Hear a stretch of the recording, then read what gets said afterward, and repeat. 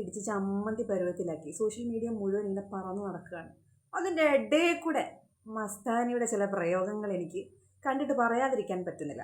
ഒരുപാട് Instagram profiles ഈ video ഇങ്ങനെ ഷെയർ ചെയ്യുന്നുണ്ട്. ആ കുഞ്ഞിരുന്ന് നിലവിളിക്കുന്ന വീഡിയോ ഇങ്ങനെ ഷെയർ ചെയ്യുന്നുണ്ട്.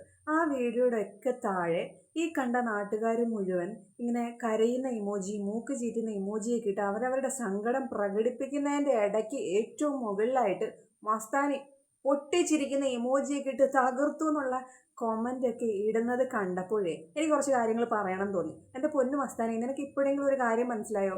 നീ അന്ന് ആ പെങ്കൊച്ചിൻ്റെ കയ്യിൽ നിന്ന് രക്ഷപ്പെട്ടത് തലനായ കഴിക്കാമെന്നുള്ള സത്യം നീ മനസ്സിലാക്കിയേ പറ്റൂ. RJ ബിൻസിയുടെ കയ്യിൽ നിന്ന് അന്ന് രക്ഷപ്പെട്ട കാര്യമാണ് പറയുന്നത്. തലനായ കഴിക്ക് രക്ഷപ്പെട്ടതാണെന്ന് ഇന്ന് മനസ്സിലാക്കണം കേട്ടോ. അതിനപ്പുറത്തേക്ക് അന്നത്തെ നിൻ്റെ നിസ്സഹായത കാരണമാണ് ഞാൻ ഉൾപ്പെടെയുള്ള ആളുകൾ നിന്നെ വളരെയധികം സപ്പോർട്ട് ചെയ്തത്. അന്ന് നിന്നെ സപ്പോർട്ട് ചെയ്യുന്ന സമയത്തും എനിക്ക് വ്യക്തമായിട്ട് എൻ്റെ ഉള്ളിൽ തിരിച്ചറിഞ്ഞ ഒരു കാര്യം ഉണ്ടായിരുന്നു.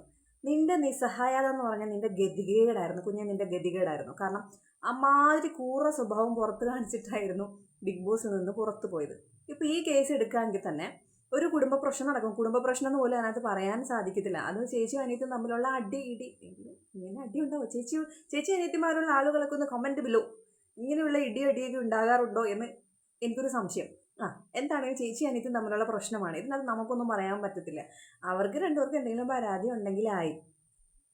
അപ്പോൾ അതൊരു കുടുംബ പ്രശ്നം എന്ന് നമുക്ക് വേണമെങ്കിൽ. ആ കുടുംബ പ്രശ്നം നടക്കുമ്പോൾ അതിൻ്റെ ഇടയ്ക്ക് 1.5 വർഷം പഴകിയ ആ വാശി പൊക്കിക്കൊണ്ട് വന്ന് അതിൻ്റെ ഇടയ്ക്ക് പൊട്ടിച്ചിരിച്ച്, അതായത് കുടുംബത്തിൽ മറ്റൊരാളുടെ കുടുംബത്തിൽ പ്രശ്നം നടക്കുമ്പോൾ പൊട്ടിച്ചിരിക്കുക എന്നുള്ള നിൻ്റെ ബേസിക് ക്യാരക്ടർ അന്ന് ബിഗ് ബോസിൽ ഞാൻ കണ്ടതാണ്. കാരണം ബിഗ് ബോസ് എന്ന് പറയുന്ന ഒരു വീടാണ്, ഒരു കുടുംബമാണ്. അതിലൊരു അംഗമായിരുന്നു, നീ പുതിയതായിട്ട് വന്നൊരു അംഗമായിരുന്നു.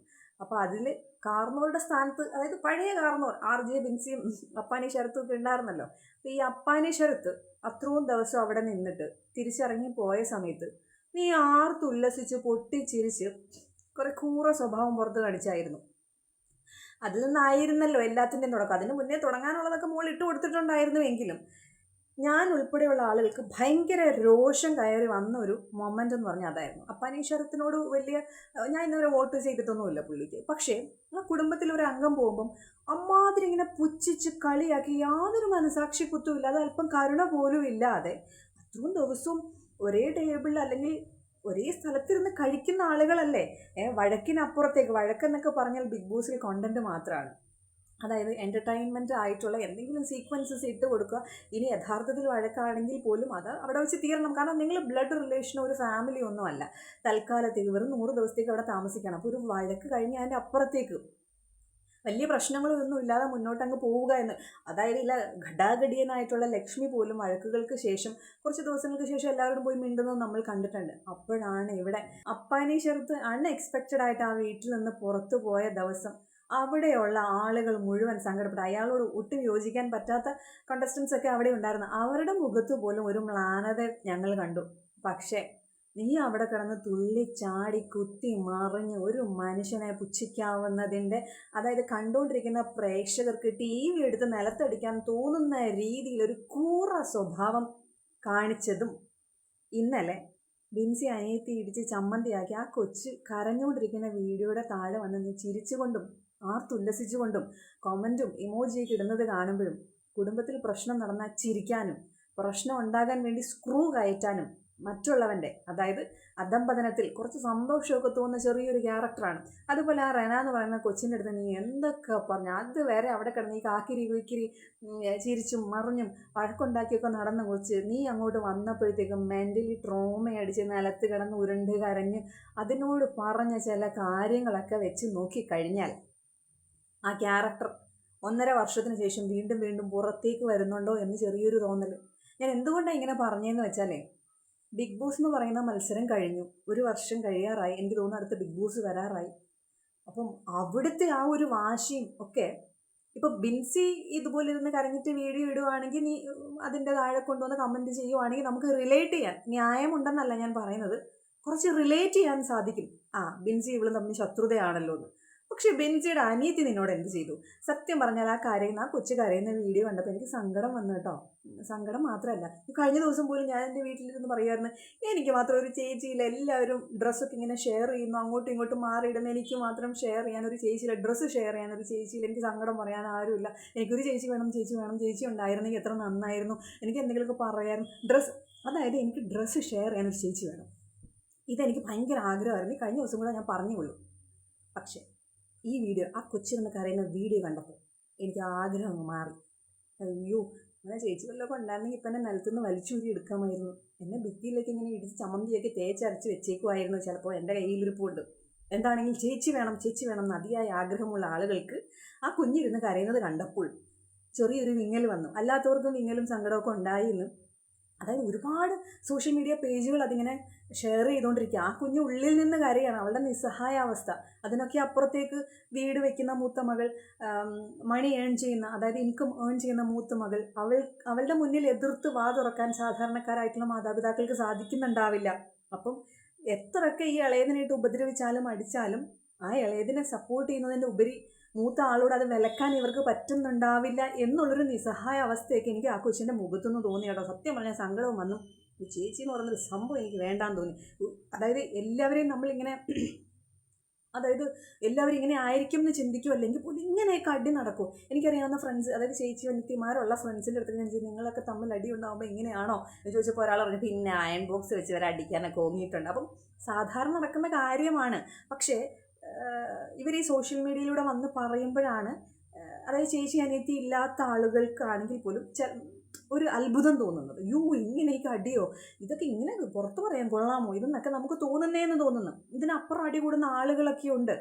ഇനി RJ ബിൻസിയെ കുറിച്ച് പറയുകയാണെങ്കിൽ, എൻ്റെ പൊന്നു കുഞ്ഞെ, നീ അന്ന് അവിടെ കാണിച്ച ഷോ, നീ ഔട്ടായ സമയം മുതൽ നീ ഇത് പ്ലാൻ ചെയ്ത് ഒരുപാട് ദിവസങ്ങൾ നീ പുറത്ത് നിന്റെ പ്രൊഫഷൻ ചെയ്യുന്നുണ്ട്. RJ ആയിട്ടുണ്ടായിരുന്നു, നീ സോഷ്യൽ മീഡിയയിൽ ഒരുപാട് കോണ്ടന്റുകൾ ചെയ്യുന്നുണ്ടായിരുന്നു. അപ്പോഴൊന്നും മസ്താനിക്കെതിരെ ഒരു വാക്ക് പോലും പറയാതെ അത്രയും ദിവസം നീ പ്ലാൻ ചെയ്ത് റീ എൻട്രി സമയത്ത് എനിക്കൊരു സ്റ്റാർ ആകണം, എനിക്കൊരു വിജയശാന്തി പോലെ അല്ലെങ്കിൽ വാണി വിഷു എന്ന് അതിനെ ഓർപ്പിക്കുന്ന രീതിയിലുള്ള ഷോ ഓഫൊക്കെ എനിക്ക് കാണിക്കണം എന്ന് കൃത്യമായി പ്ലാൻ ചെയ്തിട്ട് പറഞ്ഞ കാര്യങ്ങളാണ്. പക്ഷെ അതിൽ നീ എന്താ ഇത്ര ഭയങ്കര അങ്ങ് മൈൽഡായിപ്പോയത്? എൻ്റെ വായന എന്താ ചെറ്റ വർത്താനം എന്നൊക്കെയല്ലേ പറഞ്ഞോളൂ. ഇടിച്ച് പഞ്ചറാക്കുമെന്നൊന്നും പറയാഞ്ഞത് എന്താണ്? അതായിരുന്നല്ലോ കയ്യിലിരിപ്പോൾ. അപ്പോൾ അന്നത്തെ ആ ഒരു പറഞ്ഞ കാര്യങ്ങളൊക്കെ സ്ക്രിപ്റ്റഡ് ആയിരുന്നു. അതായത് നേരത്തെ കാലേക്കൂട്ടി ഞാനൊരു ഹീറോയിൻ ആണെന്ന് എല്ലാവർക്കും തോന്നുന്ന രീതിയിൽ എനിക്ക് കാണിക്കണം എന്നുള്ളതൊക്കെ നീ പ്ലാൻ ചെയ്ത് വന്നതാണെങ്കിൽ പോലും നിൻ്റെ ബിഹേവിയറൊക്കെ കണ്ടു കഴിഞ്ഞപ്പോൾ മനസ്സിലായി, നല്ലൊരു അത്യാവശ്യം നല്ല മുൻചൂണ്ടിക്കാരത്തിയായിട്ടുള്ള, ദേഷ്യം കൺട്രോൾ ചെയ്യാൻ പറ്റാത്ത, ഒന്ന് പറഞ്ഞാൽ രണ്ടാമതിന് നല്ല വീക്ക് വെച്ച് കൊടുക്കുന്ന നല്ലൊരു കുട്ടിയാണെന്ന് അന്നേ മനസ്സിലായിട്ടുണ്ടായിരുന്നു. എങ്കിലും സ്വന്തം അനിയത്തിയുടെ മുകളിൽ ഇത് തീർക്കുമെന്ന് ഒരിക്കൽ പോലും ചിന്തിച്ചിട്ടുണ്ടായിരുന്നില്ല. എസ്പെഷ്യലി സോഷ്യൽ മീഡിയയിലൊക്കെ തിളങ്ങി നിൽക്കുന്ന ആളുകൾ ഈ 1-2 പറഞ്ഞ കുടുംബ പ്രശ്നങ്ങളൊക്കെ ഉണ്ടാകുമ്പോഴേ മൂന്നാമത്തേനെ ഒലക്ക വെച്ച് അടിക്കുക, തല നിലത്ത് പിടിച്ച് വരയ്ക്കുക, മുടി വലിച്ചു പറിക്കുക, ചോറ് കഴിക്കേണ്ട കൈ കടിച്ച് പറിക്കുക, ചിക്കൻ്റെ കാലാന്ന് വിചാരിച്ചിട്ടാണോ അത് കടിച്ച് പറിച്ചത് ആ കൊച്ചിൻ്റെ കൈ? ഇങ്ങനെയൊക്കെ ചെയ്യുമ്പോൾ നിന്നെ ഭയന്ന് നീ പൈസ കൊടുക്കുന്ന ആളാണ് ശരി, അല്ലെങ്കിൽ ആ വീട് മുന്നോട്ട് കൊണ്ടുപോകുന്ന ആളാണ്, അതായത് ആ പിതാവിന് പോലും സാധിക്കാത്ത ഒരുപാട് കാര്യങ്ങൾ നീ ഏൺ ചെയ്യുന്നുണ്ട്, ആ കാര്യത്തിലൊന്നും നമ്മൾ കുറ്റം പറയുന്നില്ല എന്ന് കരുതി ആ വീട്ടിലുള്ളവരെയൊക്കെ അടിച്ചമർത്തി അനിയത്തി കൊച്ചിനെ ഇടിച്ച് ഇഞ്ചച്ചാറാക്കാം എന്നൊക്കെ കരുതുന്നുണ്ടെങ്കിൽ അതൊക്കെ തികച്ചും തെറ്റായിട്ടുള്ള കാര്യമാണ്. ഇതിൽ നമുക്ക് പ്രത്യേകിച്ച് ഒന്നും ചെയ്യാനോ ഒന്നുമില്ല. കാരണം ഇൻ കേസ് ആരെങ്കിലും എന്തെങ്കിലും